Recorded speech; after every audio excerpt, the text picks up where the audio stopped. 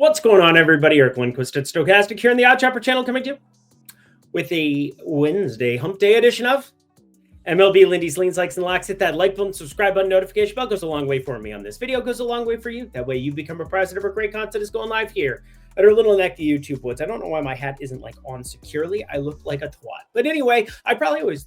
well, to some people. Lindy 5, that's fantastic. Shiny new thing. Sign up for that down below. It's not new. It's the premium Discord. It's been around for a while, but it is revamped. Lots of new people in there hanging out, talking shop, and getting some of the best plays that I can possibly provide on a day in, day out basis. Like, I don't know, Tyler Freeman single, and then Mickey Moniak hits a home run. But anyway, it is what it is. We've got a lot to get to. 15 games and kind of a later start time. Normally we have morning baseball all the way up until the evening, but with Thursday, we kind of have a different Thursday with Juneteenth and everything coming down that direction. So a little bit different scheduling here we're looking at for the MLB. Afternoon games followed by evening games. No morning for the people looking for like 1 p.m. Eastern time, 10 a.m. Pacific time. Ignore your job, baseball. It's my job, so I'd be paying attention to it no matter what. Producer Jacob's ready to rock. I'm ready to roll. Let's get to the picks. We begin our boarding walk with Garrett Crochet versus Luis Castillo, two brand name pitchers, but only one of them really has stuff anymore, and that is Garrett Crochet going up against Seattle. 30.6% K rate in the best pitcher's park you could ask for. Yeah, might have to dabble with his under 1.5 earned runs. That's something I'm staring at, waiting to get a number on it, but my favorite play is actually going to be Roman Anthony. Everybody's probably looking forward to it. He's the number one prospect in baseball. He's now been called up. He had his first home run here in Seattle the other night. We'll see if he does that again tonight on Tuesday, because that game is, what, 30 minutes away from starting? 20 minutes away from starting. But we are very much in the Roman Anthony business if this is going to be north of plus 550 against Luis Castillo, because gives up tons of hard contact. Roman Anthony batting third now that Rafael Devers is gone. And Luis Castillo is not all that good anymore. I definitely expect negative regression for him in the second half of this season. We'll be targeting him quite a bit. Speaking of targeting, Adam Mazur on the mound for the Miami Marlins is the assumption. And the Phillies on the other side, Ranger Suarez. It's a huge mismatch. And that is going to lead me towards the Philly run line side. You got Trey Turner locked in. Nick Castellanos, he was a bad boy. He told the manager, I don't want to come out of this baseball game. And then they ruin his Cal Ripken streak, which, I don't know. Slapping a guy on the wrist that you actually need in your lineup who bats cleanup, probably not the best way to go about it. But I bet Nick Castellanos went out in Miami tonight.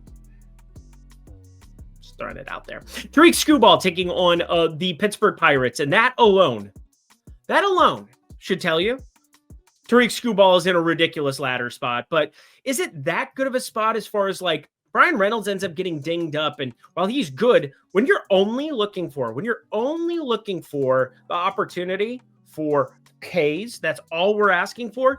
Tariq Skubal, sometimes he pitches a little bit more to contact than I would like. He had this 6 strikeouts he had against the Baltimore Orioles. That was extremely tilting because all I needed was over 6.5 for some pick'em people. But either way, Tariq Skubal in a ridiculous spot, large cavernous ballpark in Detroit. Skubal just breaking everything, and he should. He's the best pitcher in baseball. But Ryan Yarbrough is probably going to be the more appealing of the K ladders that I'm looking at. You have the Angels. They just struck out infinity times to Will Warren, which was pretty predictable. But Ryan Yarbrough from the left side taking on a bunch of righties. It's freaky. I need to see that lineup ahead of time, and it's afternoon baseball, so be paying close attention to it.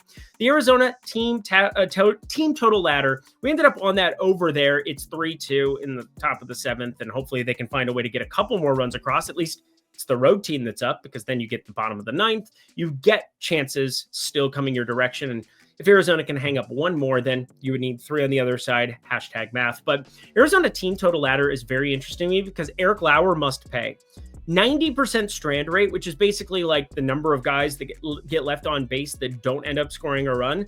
That is a ridiculous number. Plus, his BABIP is like the lowest that I've seen for any pitcher in forever. It's like 120. I got to tell you, Eric Lauer must pay $50 every day. My mom told me to move on and not waste time with stupid childhood songs, but it's adorable. Ryan O'Hearn, home run. Do people understand? It's one of those things. I end up betting him at plus 600, plus 540 the last 2 days. If he hits a home run here, well, You doubled your money basically on those three if you sits around that same plus 500 number.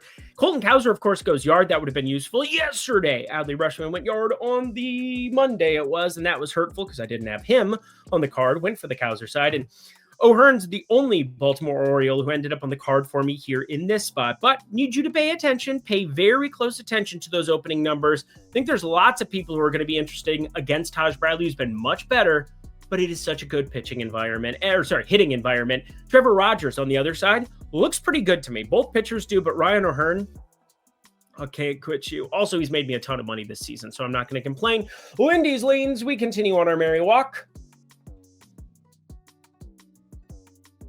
You damn straight, I just quoted Brokeback Mountain. Anyway, Bobby Witt Jr., 2+ hits, plus money for the best hitter in baseball against Patrick Corbin. Again, best contact hitter. Well, Aaron Judge is the highest batting average. Bobby Witt Jr. is who I project for the most hits on Wednesday. I got to start intertwining some of these 2+ hits sooner rather than later in the premium Discord. I promise I'm getting into those markets more and more, but I'm doing some back testing. Don't want to start unleashing stuff unless I know I'm going to be profitable at it. That's kind of my bugaboo. I love data. Data loves me because I'm a singer. No, I'm not. Chicago Cubs taking on the Milwaukee Brewers here in this spot. And I got to tell you, this is really uncomfortable because I do think the wind is going to not be as advantageous. There's storms that are still lingering overnight here. And Jameson Taillon, good at run prevention. This Mizorowski fellow, not all that ridiculous. He shouldn't be going completely too long into this. Jacob Mizorowski, I mean, we just absolutely smacked that ass last time with him, didn't we? That felt good, right? 5 strikeouts, got the over 4.5 across. He's ridiculous. The guy's ridiculous. He throws at 100. But the control's a little questionable. He had that calf strain and kind of had a little... We're going to kind of pay attention to this one going forward. Definitely telling you, Cubbies -1.5. It's uncomfortable that my data likes it because I just love this Jacobs kid stuff. 101 expected batting average, too, on those sinkers. I mean, my God, they were ridiculous. Cleveland taking on the Giants over 7.5. Do I really want to pull the trigger on that in San Francisco? My answer, no, I do not. But it is advantageous for both hitters in this situation because Logan Allen, I don't like. You probably know that by now. And Justin Verlander is, might as well be Derek Zoolander out there pitching because there's no heat. There's nothing coming in. He can't turn left either. By the way, shout out Kate Upton. I love my wife, though. Framber Valdez, under 7.5 strikeouts. I am pretty sure that's going to be the opening number here. I think it's probably going to end up being a play, but I didn't want to have to put the lean-like situation here. Plus, I wanted to get inflated by the public. Public, come on in and bet him all the way up there. I don't love it in this AAA ballpark. Again, when you're isolating just strikeouts, I kind of prefer for Framber Valdez to be there in Houston, even with the short porch to left because of the ground ball rate. But now we're just getting a little bit dicey outdoors. You're dealing with other factors like a AAA ballpark and an A's lineup that has Jacob Wilson and who doesn't really strike out whatsoever at the top of it. You're going to face him 3 times. That's not really fun. It's really, really bad. And Brent Rooker doesn't really strike out a lot. And Luis Urias doesn't strike out at all either. I don't know. The McIver guy does. Shout out new catchers. Anyway, we got 5 plays coming down the pipeline. But first, you want to jump in the premium Discord? Would love to have you. For $5, in fact, less than $1 a day to jump into the Discord using promo code Lindy5. We got tons of games, tons of opportunities to make some money on this lovely Wednesday. Wouldn't you know it? You can just jump in the premium Discord and have yourself a damn good time with me. I mean, we're going to have a Wednesday, Thursday, Friday. I'm not going anywhere. I'm not effing leaving. I'm going to be betting around the clock. And Thursday, we got baseball from morning till night. We're going to have tons of baseball to talk about. And Wednesday, tomorrow, 15 teams in play. These are some of the busiest days that we've had for weekdays the entire year. It is a perfect time to jump into the premium Discord, get some of the pick'em cards, some of the goodness. Water's warm. Lindy 5, just $5 for your first week at the link below. Alrighty, y'all. Let's get to some picks, shall we? The table is set, and we begin our boarding walk with something that is really unfortunate. Really unfortunate. Colorado taking on Washington. I was working on my break-even numbers. Michael Toglia was batting 7th today. I started working through all my plays in the afternoon like I normally do. You know, it's about 4 or 5 hours that goes into this video. You probably don't want to know that. You probably don't even care. But generally, that's how many simulations I'm running. I'm trying to figure out, hey, where have the numbers been historically for the last 10 days? Because that's what I scrub from the data. And then I kind of put my own little fixings on it. Obviously, Jose Barrios, he must be punished. He must die. And those are the things that I'm obviously paying attention to on a day in, day out basis. But Michael Toglia comes back from AAA and he looks revamped. They end up DFAing Keston Hiura. May he enjoy his time off. I've got a great story about Keston Hiura. Wrigley Field double dong once upon a time. Sushi at 1 a.m. No big deal. Normal stuff. He didn't think he was going to be in the lineup. Eric Hosmer couldn't play. It's the whole thing that happened. Or not Hosmer. It was okay, you guys still don't care. It's fine. Hunter Goodman, though, he's the guy that I'm very worried about how short the numbers could come out. But then what happens is after I write this play in, guess who hits 2 home runs? Michael Toglia. Yeah, Michael Soroka. This is just such a crazy thing. So I don't know. This was going to be my home run du jour for you, and I don't even know if we're going to get value on it. I have the break-even numbers, and I think they're going to plummet after 2 home runs.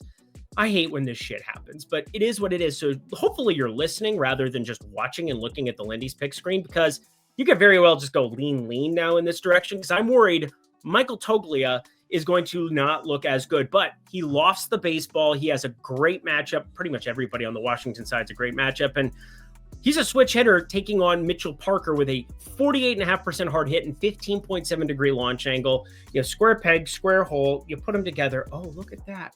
Oh, awkward turtle. Toglia, and then Goodman. I mean, he's going to be nuked inside of like plus 350. It's going to be a joke. He's probably going to be like plus 270 tomorrow. I hate everything. Whatever. Next game. To the plays we actually could get money down on night before, because, well, I do a pretty good job of these break-even ones, and I'm going to eat whatever it is on the Toglia number, because probably going to still be in the back half of the lineup. We'll see. Obviously, they put up a double-digit spot against Washington, and Soroka still hit every rung of the K ladder if you ended up playing that. I did not in the end. Rip me. Minnesota, though, rip them at the moment, except for I saw Harrison Bader just hit a 3-run shot, and now apparently we're winning that baseball game, and Andrew Abbott did not get to 6 Ks. What an absolute joke. He had 4 strikeouts through like 2 1/3, didn't get himself to 5.5. I hate it here because I bet against my own team, and now I'm being punished for it. What did I do? And Castro, of course, is 0 for 3. It's all right. We've been running so good, I can't complain too much, but I'm not going to complain if they decide to put up runs again tomorrow. In fact, I want that to be kind of the recurring theme here. There are way better game environments, both in terms of wind and temperature, as we are getting into the summer months, and it starts here. This is more temperature driven just because you look at Cincinnati. It's like 75, 76. It had been a lot cooler than that, but 80% humidity that we are looking at here on Wednesday. I think this is a great opportunity. Oh, God, now Bobby Witt goes yard. All these numbers are going to get nuked now. Everything bad is happening to me at the moment, but this is not bad. Over 8.5. This is advantageous. Just fire it up here in this spot, because Minnesota, you're just going to see sustained greatness from Bailey Ober. And by that, I mean the opposite. He gives up crazy hard contact. His strikeouts are way down, like 7% down year over year. And Nick Lodolo, generally like Lodolo, think the curveball is very, very live, but this is going to be a spot where 449 expected slugging, 332x WOBA, and the small ballpark with power here from the right side for the Twinkies. I feel good about it. Oh, don't forget about Stevenson, one of my favorite projected home run plays for tomorrow. That's just a lean for now. The Metsies taking on Atlanta, and, well, this is not going to be one of those overs. In fact, I'm hoping for the opposite. The Metsies, who are they going to be rolling out in this spot? You got Mr. Blackburn, who is not my favorite. I don't think he's the Metsies' favorite either. No strikeout stuff, but has done an all right job, 295x WOBA. We can get down with that, and get down with that we shall, right? It's like 2 starts, so don't read too far into it. But despite a 6.75 ERA, his 3.23 expected ERA looks really nice, really sweet, really nifty. Don't know what to tell you.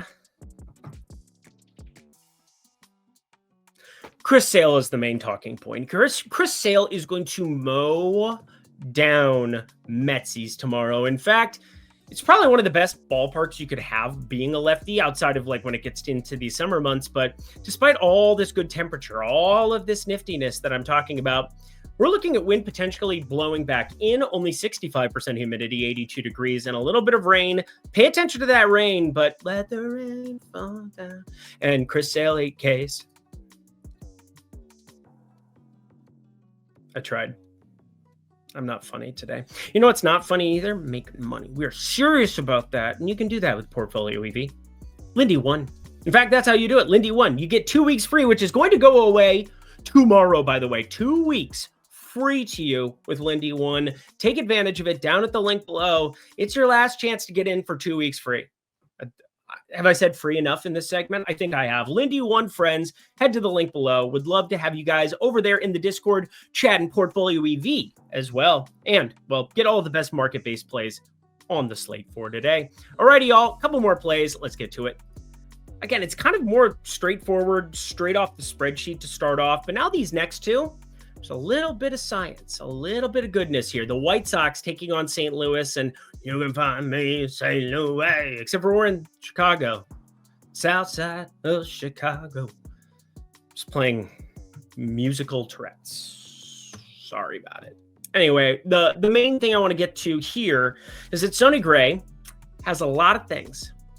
270 expected batting average, 446 expected slugging that make way too much sense to target despite the good strikeout stuff. And here's why. This current White Sox lineup, outside of Luis Robert, who's batting 5th today, they don't strike out a ton at all, especially going through and looking at Tauchman and Benintendi and Cuero and Vargas and Maidroth. I mean, these dudes do not strike out at the top half of this lineup. In fact, it then becomes like Sosa, Kaiser Sosa, or in this case, Lennon Sosa. Lennon Sosa doesn't sound the same, so we can't do it. Michael A. Taylor strikes out a bunch, but I think Kyle Teal probably ends up in there. Doesn't matter. All of those dudes strike out a bunch, but the top half of the lineup, the performers, that's what we really need in this one. Just add a little something to it because I really like the St. Louis bats. Shane Burke, 508 expected slugging, 18-degree launch angle, and wind potentially blowing out here at, about 6 miles per hour. That's minimal, but no matter what, the park, it's advantageous for hitting. The St. Louis Cardinals, it's an upgrade for them from their Holden ballpark, and Sonny Gray has not exactly been nails of late. Put it all together, put it on the sweater, get yourself over 8. I like it. I really like it. And both bullpens, I mean, especially the White Sox side, do not impress me all that much. All right, over 8. Let's get to the last play of the night, shall we? What's better than 1 over? 2 overs. And what's better than 2 overs? How about 3? I have a ton of interest in props in this game. We've got Steven Kolek, who is just going to go out there to die. 48.9% hard hit, 17.3% K rate. If you can't swing and miss and avoid some of these Dodgers, I get he only has a 3.5% barrel percentage, but the line should keep moving. And Dalton Rushing, I expect to be catching in this spot for what it's worth.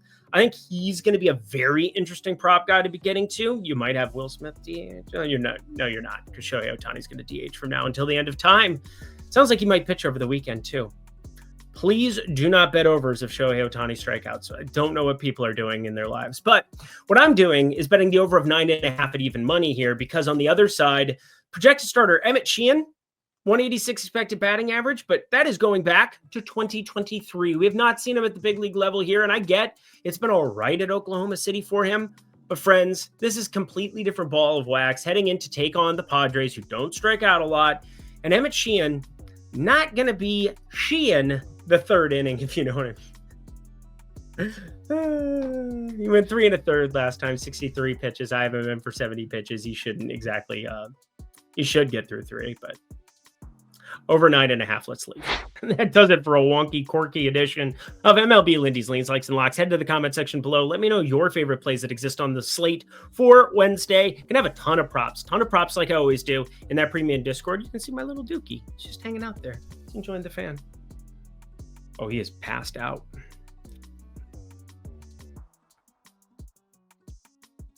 Kind of looks like the devil. He is a sweet boy. He's the best. Anyway, Lindy 5, friends, it's fantastic to jump on in. Water's warm. Lindy 5 gets you $5 for your first week in the premium Discord. That is where we've been having a lot of fun over the course of the last month plus, and that is where we will continue to. Thank you, producer Jacob. I should take a breath. Till next time, friends, I'm Eric Lindquist. Best of luck in the MLB streets on Wednesday.